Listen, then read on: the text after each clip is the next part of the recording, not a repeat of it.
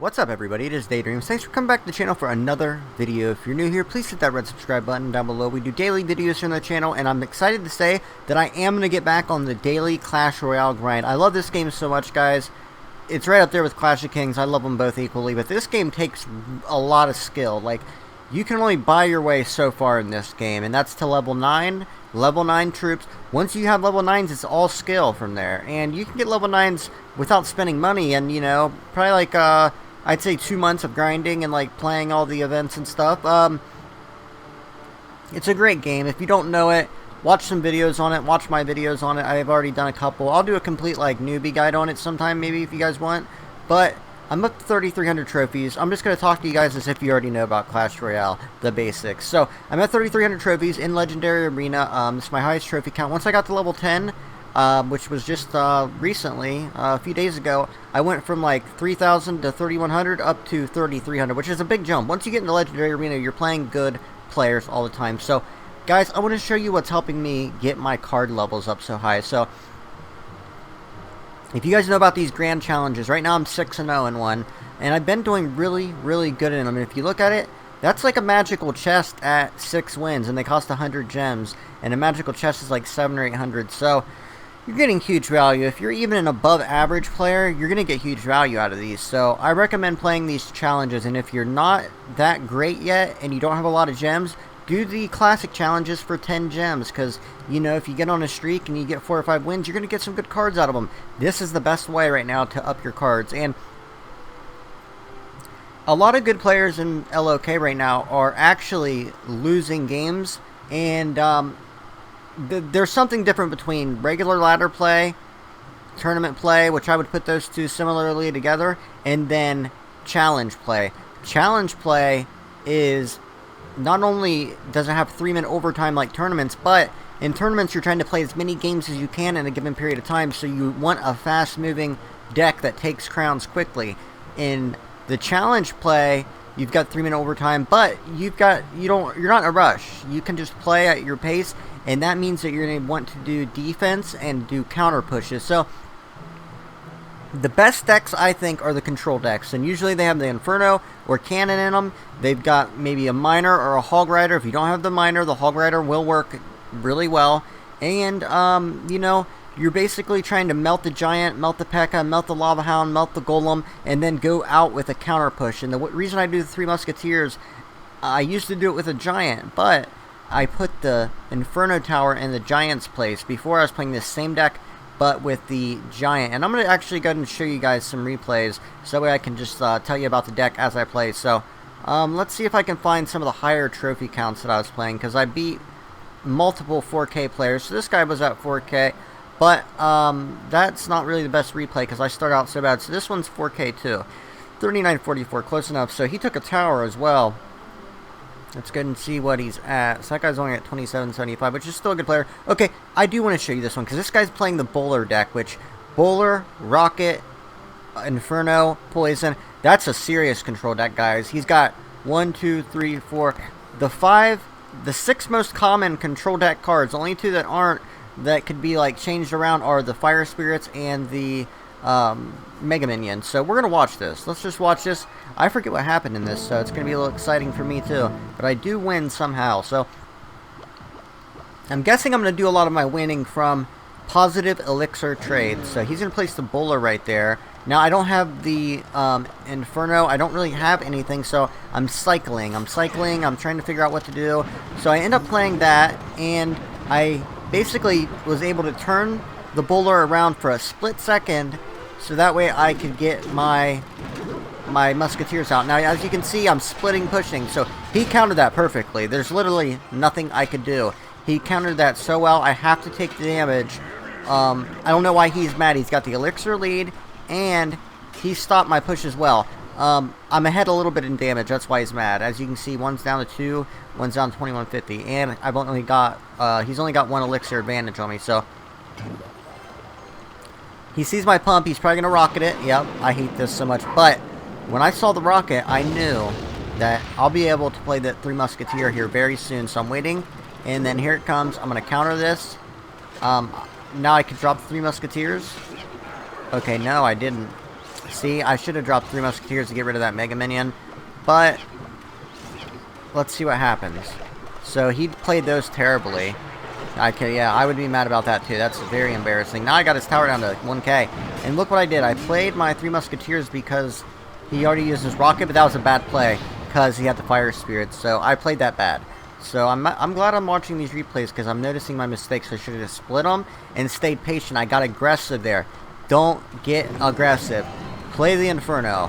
Play counters and make positive elixir trades. That's the best thing to do with these challenges. So now he's ahead of me on damage because I got greedy.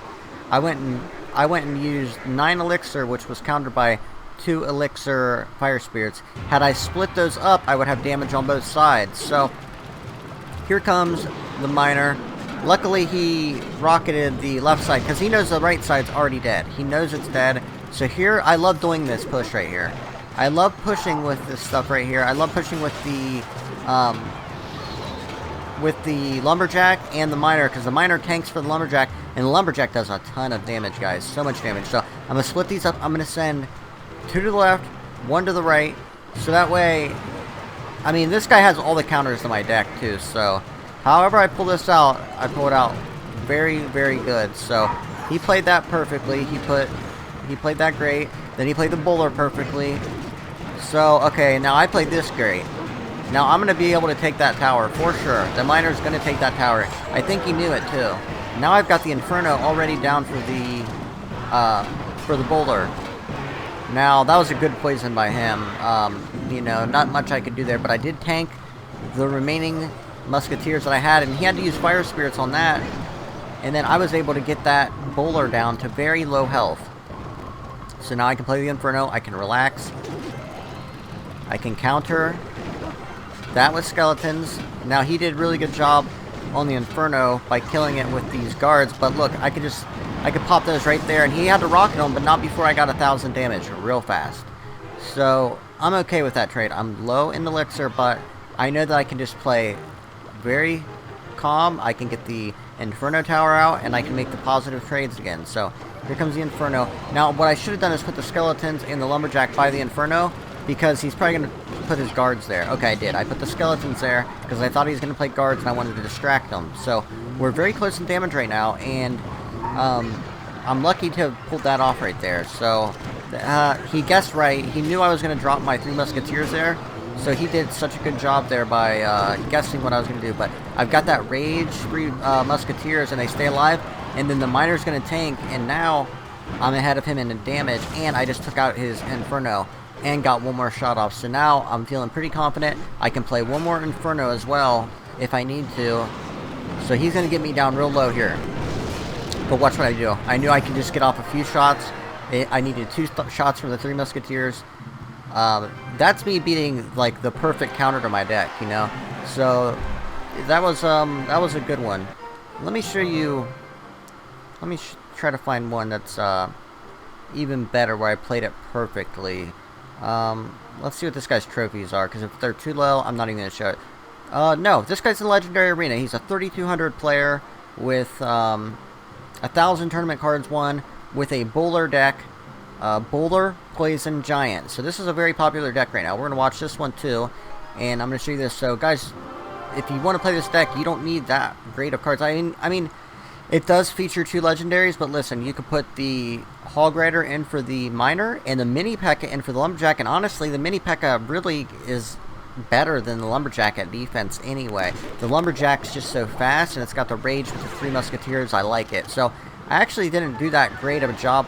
Okay, that was a perfect job to slow down that Prince, and then I did it again, so he only got off 1 shot. So those were 2 elixir, the same as a Zap, and I still have my Zap in case he has a Sparky or anything, because I love to keep Zap for Sparky or Inferno Tower, or Minion Horde, something that I can really get a good trade out of it for. So he got 2 swings off there on the right, so that was good by him, but I'll even it up here. So we're even. But I have the elixir advantage by 2 elixir, and I'm going to probably pump up here. I always pump up when I can, even in overtime. I like to pump up, because you gain 2 elixir from that. So, and then I always have, if you see that I've got my finger on my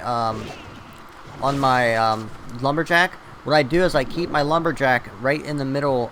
If you look where my mouse is right now, right here, I put my lumberjack there so that way if he does send the miner, the lumberjack's there. So watch what I do here.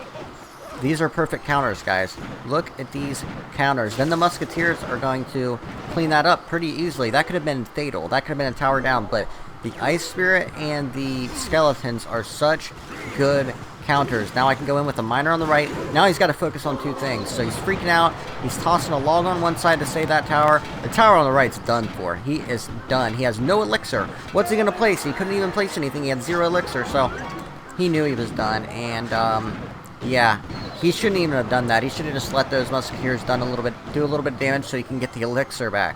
Because now I got 2 pumps. He's got a tower down, one at 1600. This dude is done for.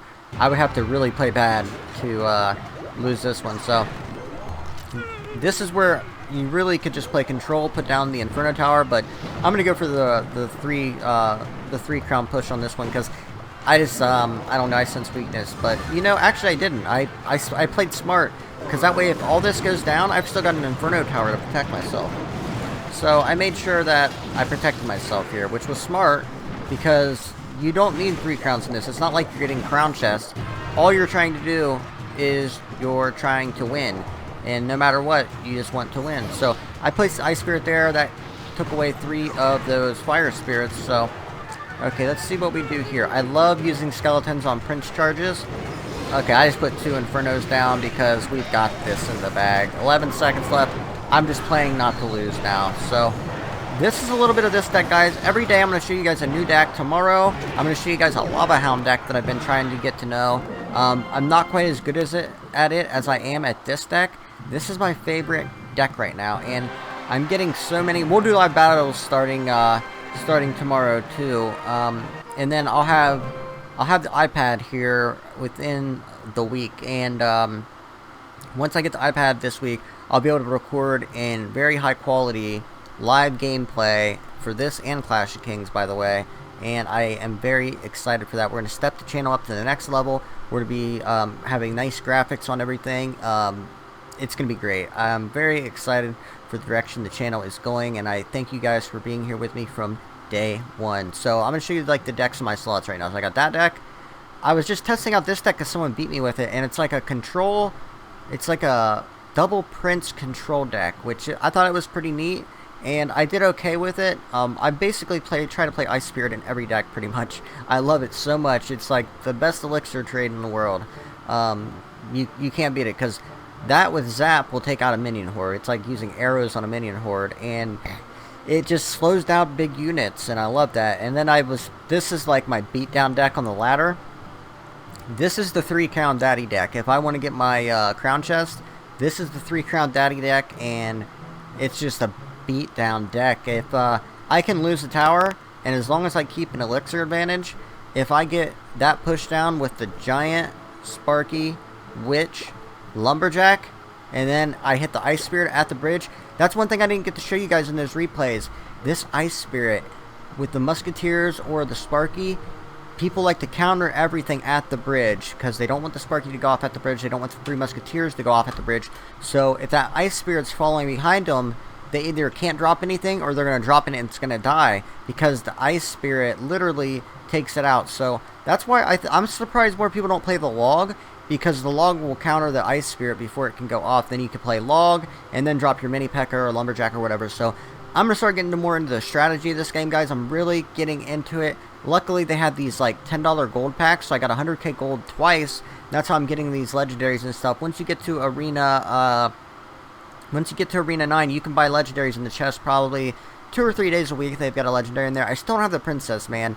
They've had everything in here twice. I've been here for almost like over a week, like a week and a half maybe, and I still haven't seen the princess, and I want the princess. I want to try the princess, even though everybody runs counter princess. It's just such a you know, it's everything in this game. Like, so many decks are running princess that it would just be cool to have it. And you know, the only hard counter I use the princess is the miner.